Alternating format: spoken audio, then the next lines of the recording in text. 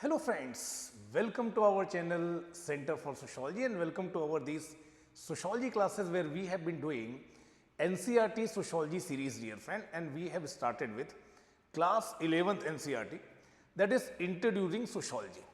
And through these NCERT series, dear friend, we are trying to develop a deep understanding about sociology subject. तो हमारी एक कोशिश है दोस्तों that through these NCERTs we should try to develop a good understanding about sociology subject, sociology discipline, particularly if you are a beginner, dear friend. And now in today's session, dear friend, we are going to start with chapter 2 of this particular book, that is introducing sociology.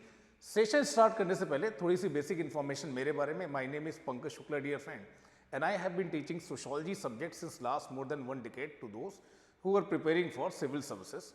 And in your sociology preparation, if you have any doubt, you have any query, you can contact to me through these social media platform, dear friend. आपके जो भी doubts हैं, आपके जो भी queries हैं, आप मेरे साथ फ्रीली डिस्कस कर सकते हैं with the help of these social media platform. Now what we have been doing, dear friend, हमने आपके साथ डिस्कस किया that if you are a beginner, dear friend, and if you have some issues with sociology subject, then these are 3 important component, dear friend. First thing, these 4 NCERT books, they constitute your foundation for this particular subject, dear friend. Then there is a book by Horlumbus and Holborn, that is Themes and Perspective on Sociology. And third important dimension that we are trying to cover, that is answer writing.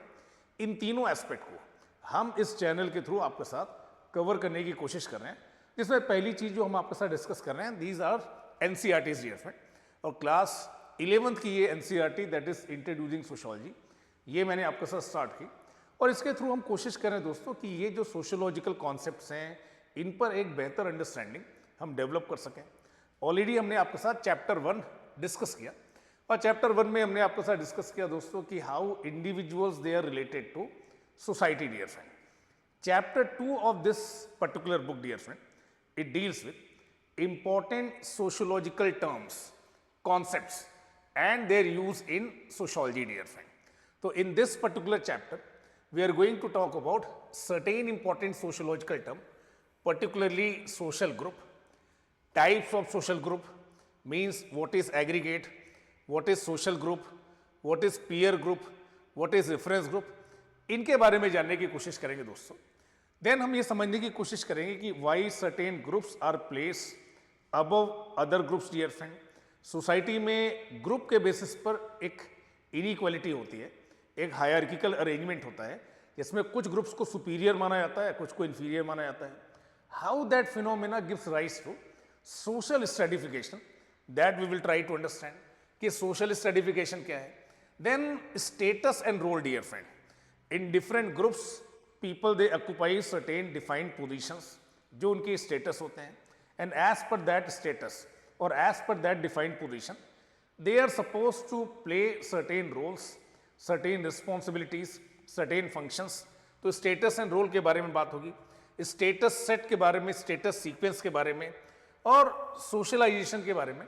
इन सारी बातों को हम आपके साथ discuss करेंगे. Social control के बारे में बात होगी, वॉयलेंस हम आपके साथ बात करेंगे, that how through sanctions, through deviance, through violence, there can be social control in society. तो इन सारे इंपॉर्टेंट टर्म्स को हम आपके साथ समझने की कोशिश करेंगे in chapter number 2, dear friend. और इस चैप्टर को again just like chapter 1 I have discuss in 2 parts, ठीक है, जिससे आपके लिए बहुत ज़्यादा लेंदी ना हो जाए.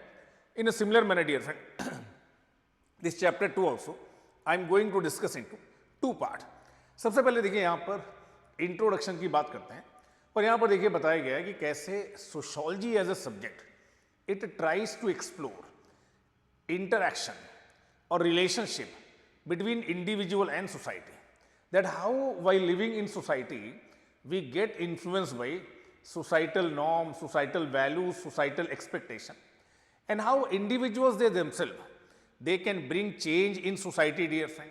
So this kind of the interplay between individual and society, that we try to explore in this subject of sociology, that we have already understood, dear friend. Now in this particular chapter we are trying to understand what are the different types of groups.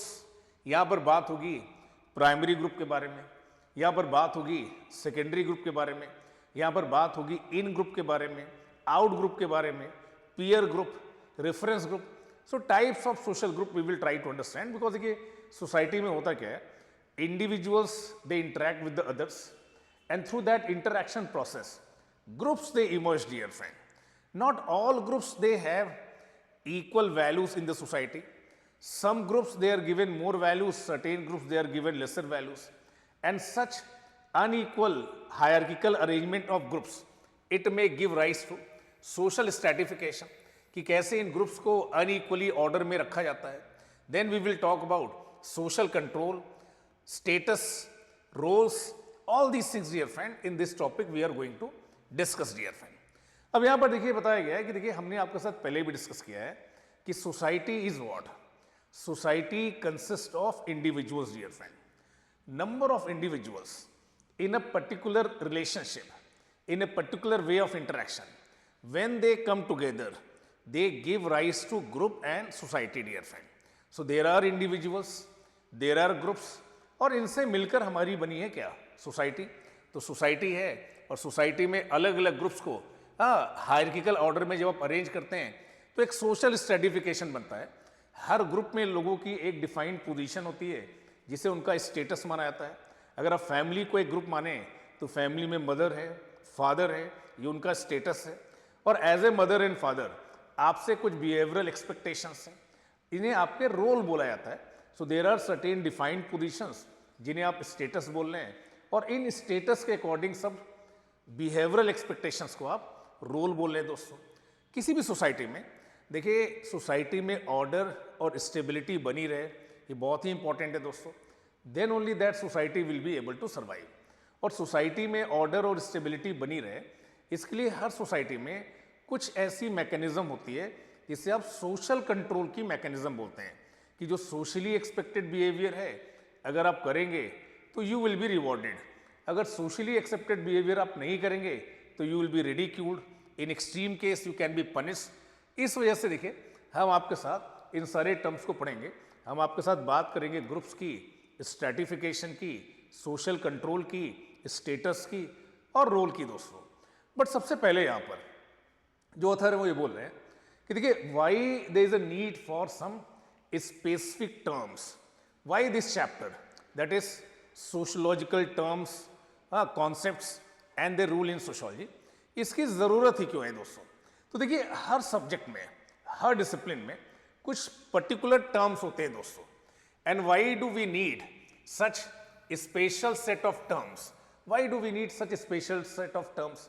Even though in our day to day interaction we use them frequently. आप बहुत सारे ऐसे sociological terms हैं, sociological concepts हैं जिनको आप अपनी day to day life में यूज करते रहते हैं दोस्तों.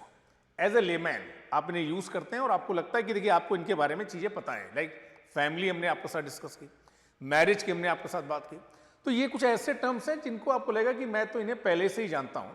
But when you understand these terms from the perspective of that particular subject, then you develop a deep insight about that term. तो family as a term, marriage as a term आप अपनी day to day life में भी क्या करते हैं, use करते हैं. पर जब आप सोशोलॉजी में फैमिली को समझते हैं, मैरिज को समझते हैं, किनशिप को समझते हैं, या आप स्टेटस को समझते हैं, रोल को समझते हैं, तो आपको लगता है कि हाँ अब मुझे एक डीप अंडरस्टैंडिंग हो रही है. तो इसलिए देखिए हर सब्जेक्ट के कुछ पर्टिकुलर टर्म्स होते हैं दोस्तों.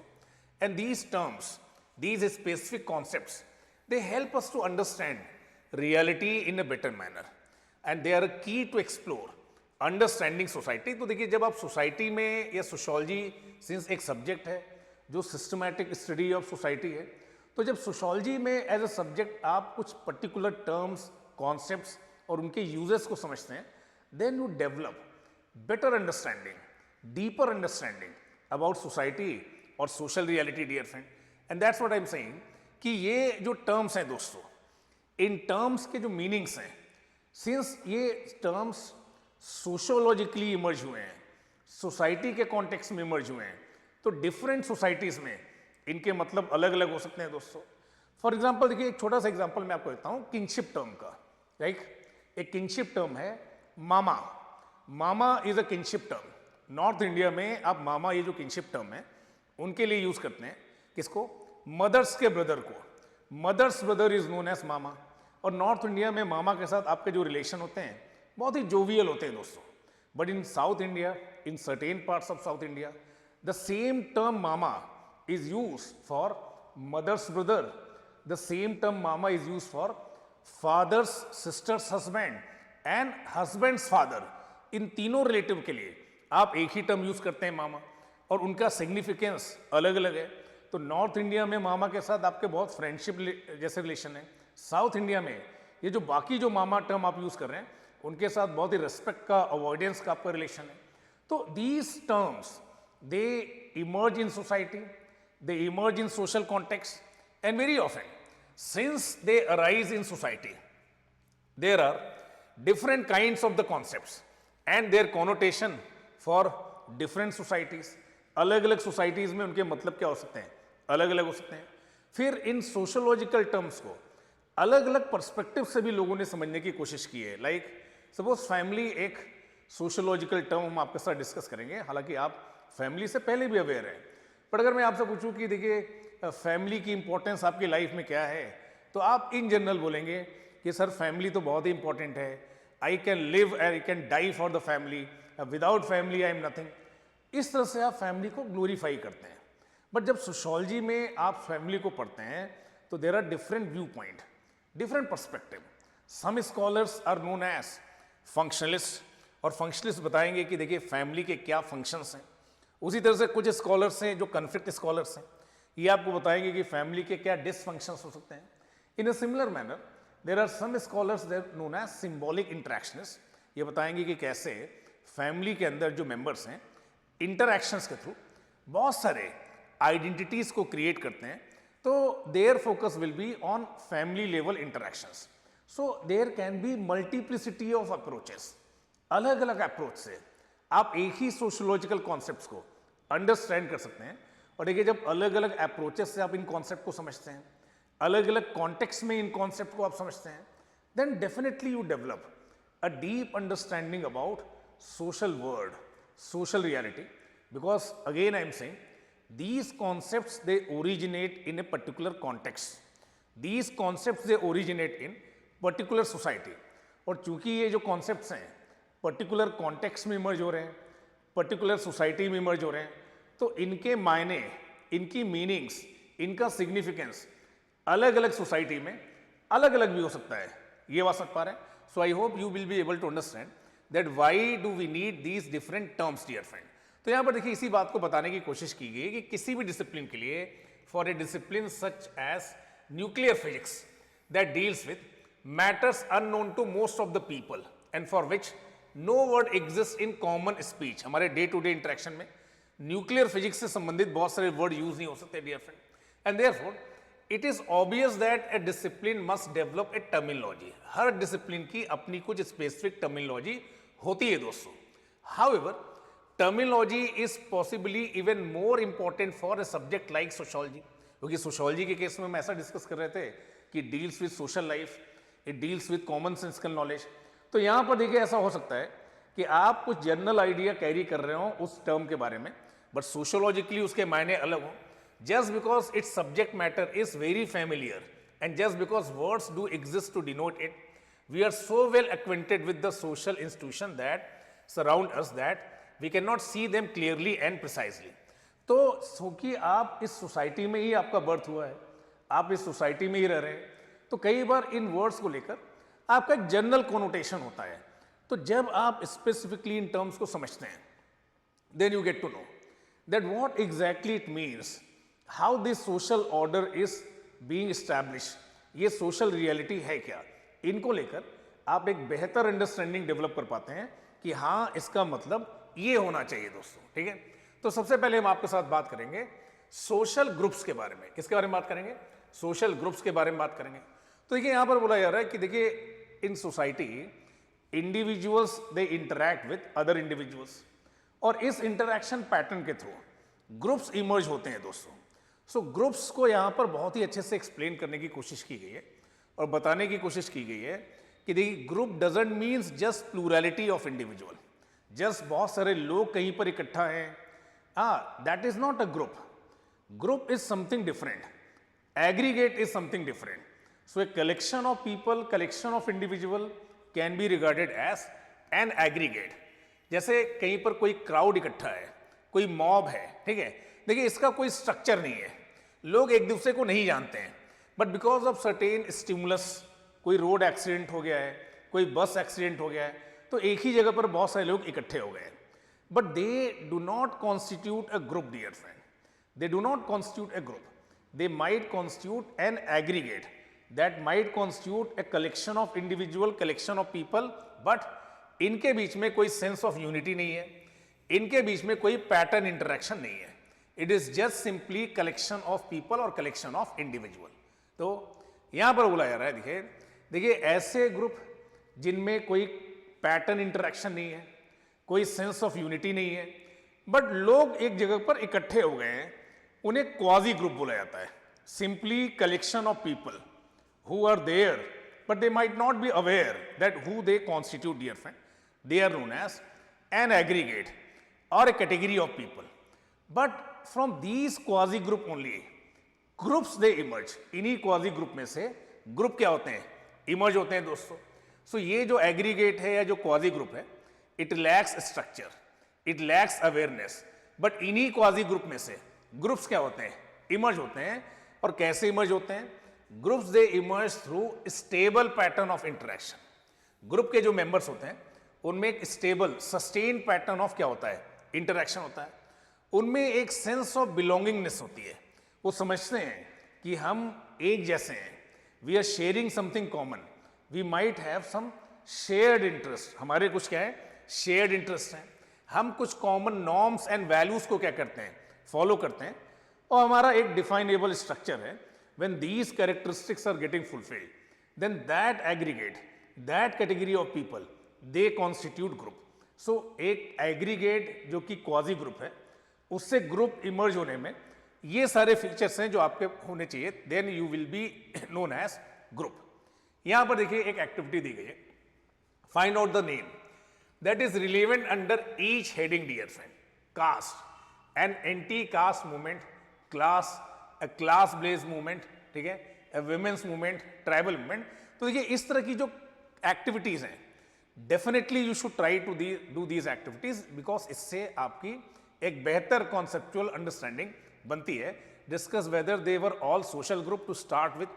क्या ये शुरू से ही सोशल ग्रुप थे या इनमें से कुछ पहले सोशल ग्रुप नहीं थे? Later on they become as a social group using the term as sociologically understood. जो भी हमने आपके साथ डिस्कस किया, caste, class, women, tribe, villagers.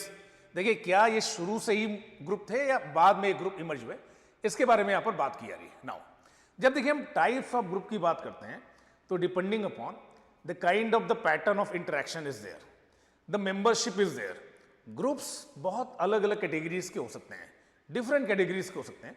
और यहाँ पर देखिए बात की जा रही है अलग अलग कैटेगरीज की. प्राइमरी ग्रुप के बारे में, secondary group, in group, out group, reference group and peer group, dear friend. सबसे पहले हम डिस्टिंग्विश करते हैं प्राइमरी और सेकेंडरी ग्रुप, डियर फ्रेंड. देखिए प्राइमरी ग्रुप वो ग्रुप होते हैं like your family, like your close friend, जहां पर आपका फेस टू फेस इंटरेक्शन होता है. काफी इंटीमेट ग्रुप होते हैं और यहां पर आप इनफॉर्मली इंटरेक्ट करते हैं. कैसे? इनफॉर्मल इंटरेक्शन होता है. कैसा होता है? इनफॉर्मल इंटरेक्शन होता है. तो intimate small groups where high sense of belongingness is there and informal interaction is there, such groups are known as primary group. जैसे आपकी फैमिली, फैमिली के अंदर जो मेंबर्स हैं, ठीक है, आप डाइनिंग टेबल पर बैठे हुए हैं, आपको एक रोटी चाहिए, तो आप ऐसा नहीं बोलते कि mom may I have a चपाती और bread in this manner, not in this manner. ठीक है, इनफॉर्मल इंटरेक्शन है. जनरली डियर फ्रेंड, आपके जो क्लोज फ्रेंड्स हैं, इनफॉर्मल इंटरेक्शन है, इंटीमेट इंटरेक्शन है, फेस टू फेस इंटरेक्शन है, दैट इज प्राइमरी ग्रुप.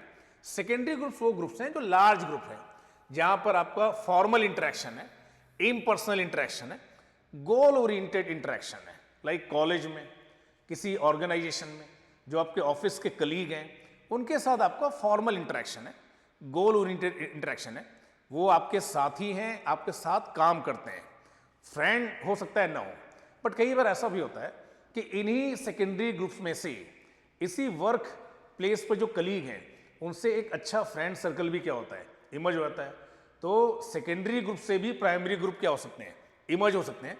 ये आपको अपने माइंड में जरूर रखना है दोस्तों। इन ग्रुप वो है जिसके आप मेंबर हैं, आउट ग्रुप वो है जिसके आप मेंबर नहीं हैं। आप अपनी क्लास के मेंबर हैं, वो आपका इन ग्रुप हो गया। दूसरी क्लास के लोग आपके लिए आउट ग्रुप हो सकते हैं दोस्तों।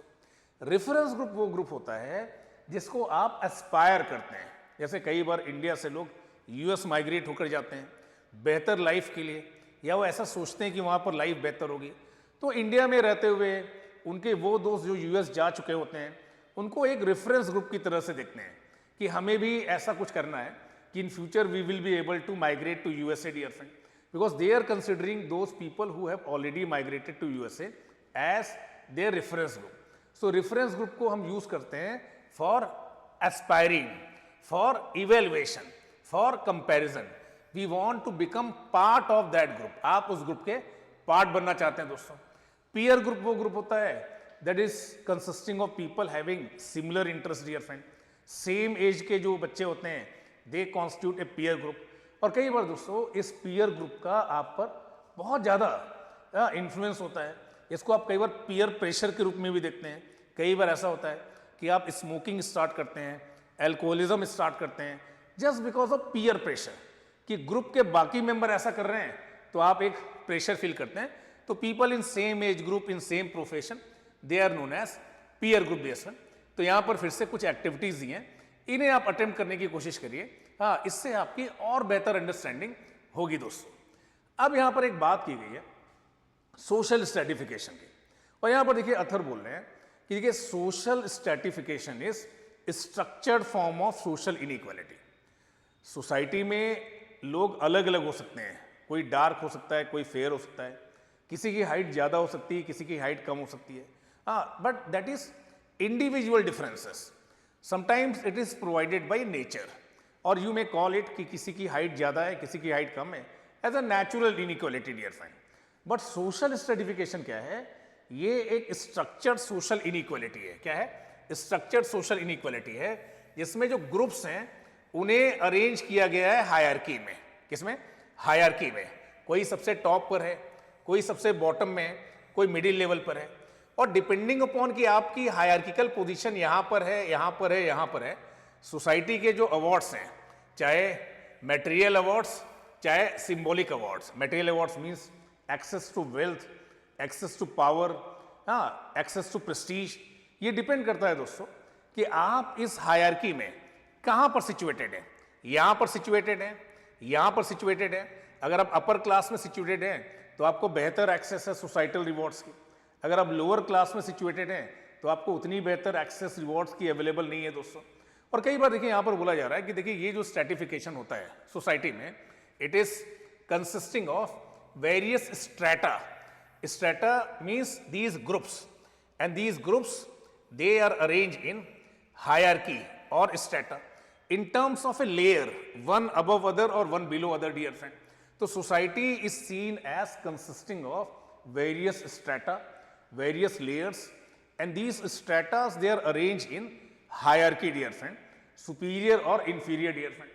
और बोले कि देखिए ये जो स्ट्रेटिफिकेशन है it affects each and every aspect of your social life. For example, अगर मैं आपको एग्जाम्पल दूं तो ट्रेडिशनल इंडियन सोसाइटी में कास्ट बेस्ड स्ट्रेटिफिकेशन सिस्टम होता था, जहां पर कुछ कास्ट ग्रुप्स को बेहतर एक्सेस थी सोसाइटल रिवॉर्ड्स की, लाइक वेल्थ, पावर और प्रेस्टीज की। कुछ कास्ट ग्रुप्स को बेहतर एक्सेस नहीं थी वेल्थ, पावर एंड प्रेस्टीज की। सो देखिए ये जो आपका बर्थ होता था किसी पर्टिकुलर कास्ट में, एंड उसके बेसिस पर आपको जो सोसाइटी के जो रिवॉर्ड्स हैं, सोसाइटी के जो एवेन्यूज हैं, उनकी एक्सेस उसके बेसिस पर डिसाइड होती थी। ये अफेक्ट करता था आपके हर एस्पेक्ट को दोस्तों। आपके इंडिविजुअल एस्पेक्ट को अफेक्ट करता था, कौन सी जॉब आप ले सकते हैं, कौन सी जॉब आप नहीं ले सकते, इसे अफेक्ट करता था। आपके हाउस होल्ड कंडीशन को भी क्या करता था? अफेक्ट करता था।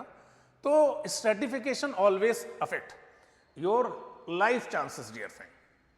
सो a person who is born in an upper class family, dear friend, उस पर्सन के chances to get an institutionalised maternal care at the time of birth, to get an access to good quality convent education, good health facilities, that are much better, उस person के access इन resources को बहुत ही ज़्यादा बेहतर है उस person से जिसका बर्थ हुआ है कहाँ पर, लोअर क्लास में दोस्तों। सो आपकी birth in a particular class in that hierarchical stratified society, that determines your life chances, आपके लाइफ चांसेस को ये डिटर्मिन करता है दोस्तों। और यहाँ पर देखिए अथर ने अलग अलग फॉर्म ऑफ स्ट्रैटिफिकेशन के बारे में बात की है। 4 तरह की यहाँ पर स्ट्रैटिफिकेशन की बात की गई है। स्लेवरी सिस्टम की बात की गई है, फ्यूडल सिस्टम की बात की गई है, कास्ट बेस्ड स्ट्रैटिफिकेशन की बात की गई है, क्लास बेस्ड स्ट्रैटिफिकेशन की बात की गई है। सबसे पहले बात करते हैं स्लेवरी सिस्टम की। देखिए slavery system that you could find in ancient Roman and Greek societies, dear friend.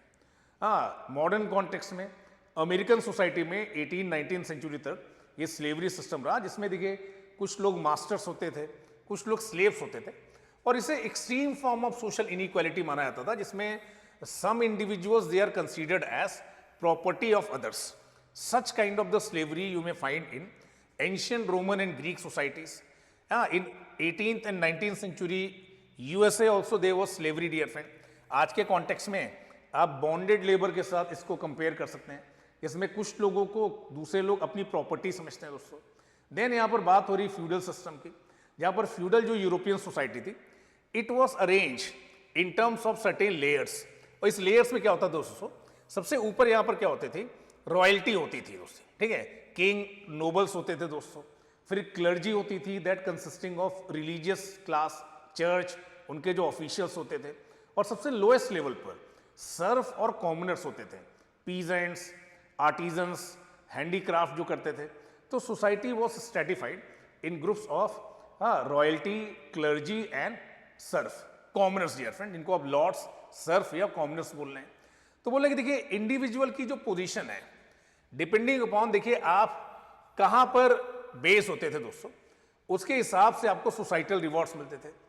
Third important form of stratification जहां पे बात की जा रही है, दैट इज अबाउट कास्ट, और ये पिक्यूलियर इंडियन स्ट्रेटिफिकेशन सिस्टम है। Caste is a unique Indian identity, dear friend, जिसमें आपका बर्थ किसी पर्टिकुलर कास्ट में हुआ है, उसके बेसिस पर आपको सोसाइटी में स्टेटस मिलेगा, प्रेस्टीज मिलेगा, न कि इस बेसिस पर कि आप कितने टैलेंटेड हैं और कितने मेरिटोक्रेटिक हैं। तो achievement is not the criteria. Just because you were born in a particular family, in a particular caste, you will get higher caste status or lower caste status, dear friend. और ये जो different caste थी, dear friend, ये hierarchy में क्या थी, arrange थी। और हायरार्की का बेसिस क्या था, हायरार्की का बेसिस था notion of ritual purity and impurity. कुछ कास्ट ग्रुप्स को रिचुअली प्योरेस्ट माना जाता था, लाइक ब्राह्मण्स को रिचुअली प्योरेस्ट माना जाता था। तो इस कास्ट बेस्ड हायरार्की में ब्राह्मण सबसे टॉप पर थे दोस्तों, और रिलेटिवली बाकी कास्ट ग्रुप्स को इम्प्योर माना जाता था। कुछ कास्ट ग्रुप टेम्परेरी इम्प्योरिटी में होते थे, कुछ कास्ट ग्रुप परमानेंट इम्प्योरिटी में होते थे। लाइक अनटचेबल कास्ट ग्रुप्स, उन्हें परमानेंटली इम्प्योर माना जाता था, और उनको ये जो ट्रेडिशनल जो वर्णा सिस्टम है इंडिया का, जिसमें 4 वर्ण मॉडल है, उससे इन्हें एक्सक्लूड करके रखा जाता था दोस्तों। So that was traditional Indian caste system, dear friend. So traditionally it was argued that there was a 4 वर्णा मॉडल, बट रियलिटी में बहुत सारे ऐसे स्कॉलर्स हैं, बुक में बात की गई है एम.एन. श्रीनिवास जी के बारे में। एम.एन. श्रीनिवास जी बोल रहे हैं कि ये जो नोशन है कि बर्थ के बेसिस पर ऑल इंडिया लेवल पर 4 वर्णा सिस्टम है, ये बुकिश व्यू पॉइंट है, टेक्सचुअल व्यू पॉइंट है।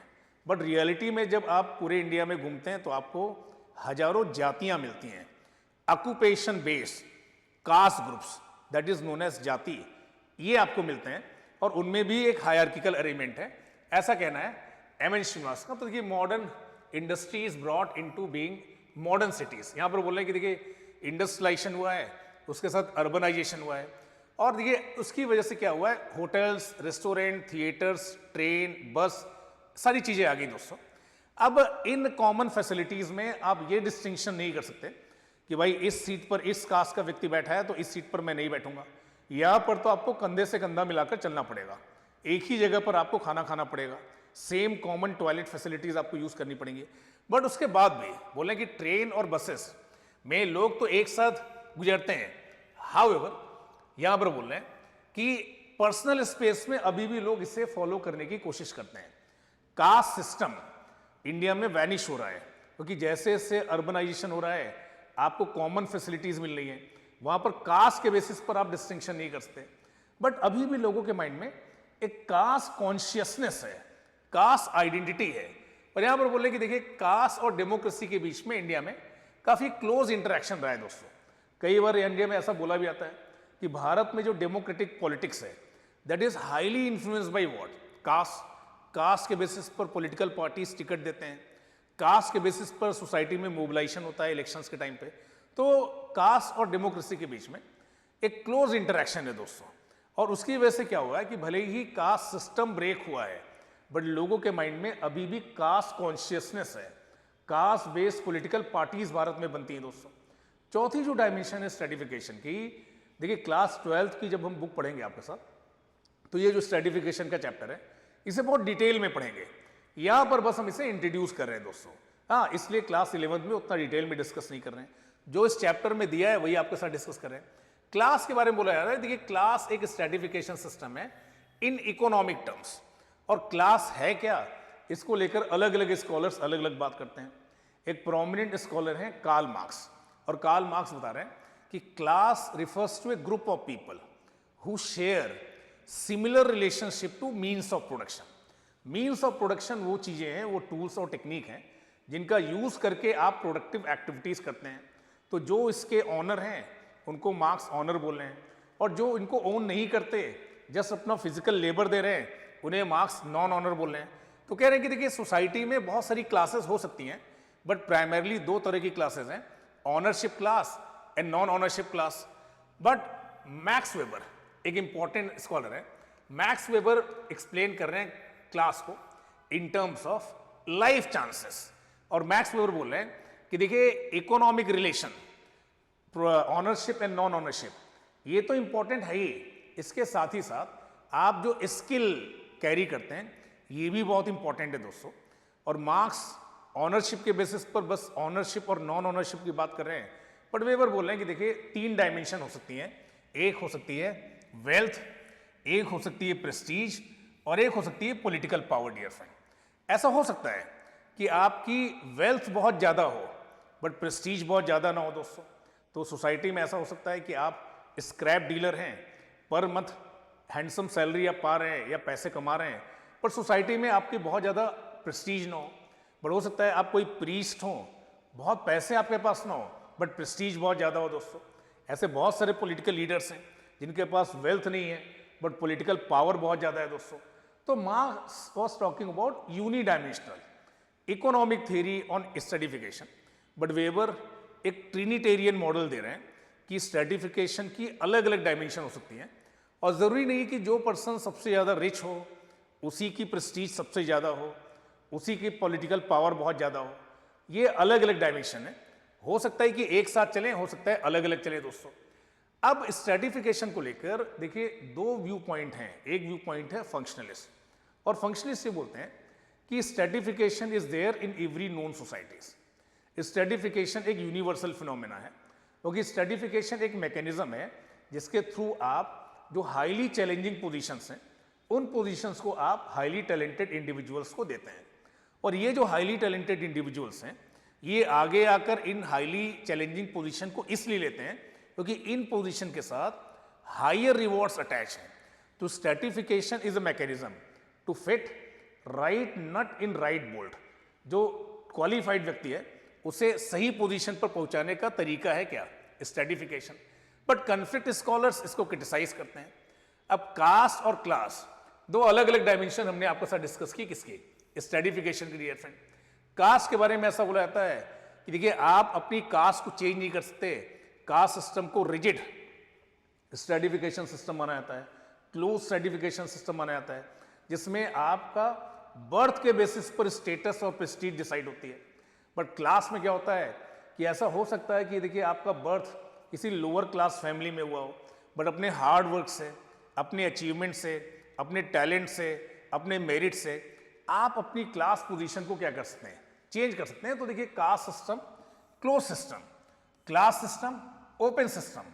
कास्ट सिस्टम में अपनी पोजीशन को चेंज करने की पॉसिबिलिटी निग्लिजिबल है दोस्तों, बट क्लास सिस्टम में आप अपनी पोजीशन को चेंज कर सकते हैं। लाइक यहाँ पर बताया गया है कि आज की डेट में हम डेमोक्रेटिक इंडिया में रह रहे हैं, और डेमोक्रेटिक इंडिया में ऐसा हो सकता है कि देखिए person might be born in a deprive caste. यहाँ पर एग्जाम्पल दिया गया है के.आर. नारायणन साहब का, कि कैसे के.आर. नारायणन साहब देखिए एक ट्रेडिशनली डिप्राइव कास्ट ग्रुप में उनका बर्थ हुआ and he went on to become the president of India, जो हाईएस्ट पोजीशन इंडिया में उसे उन्होंने एक्वायर किया।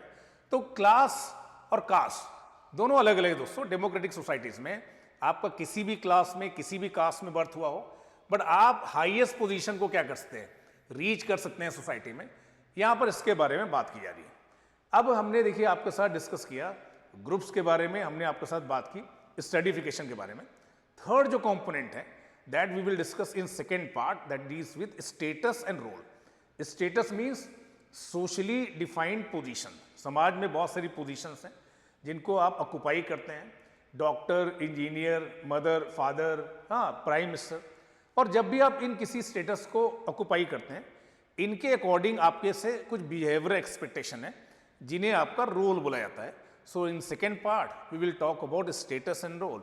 इन second part we will talk about various mechanism of social control. दोस्तों मुझे लगता है कि देखिए आज जो भी हमने आपके साथ डिस्कस किया that you people were able to understand.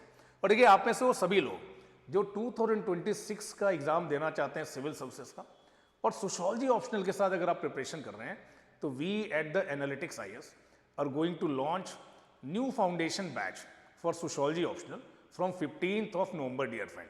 और अगर आप इसे ज्वाइन करना चाहते हैं, कोई डाउट है, तो दिए हुए नंबर पर आप कॉल कर सकते हैं और अपनी क्वेरीज को रिजॉल्व कर सकते हैं। Thank you to all for joining me and for staying with me dear friends.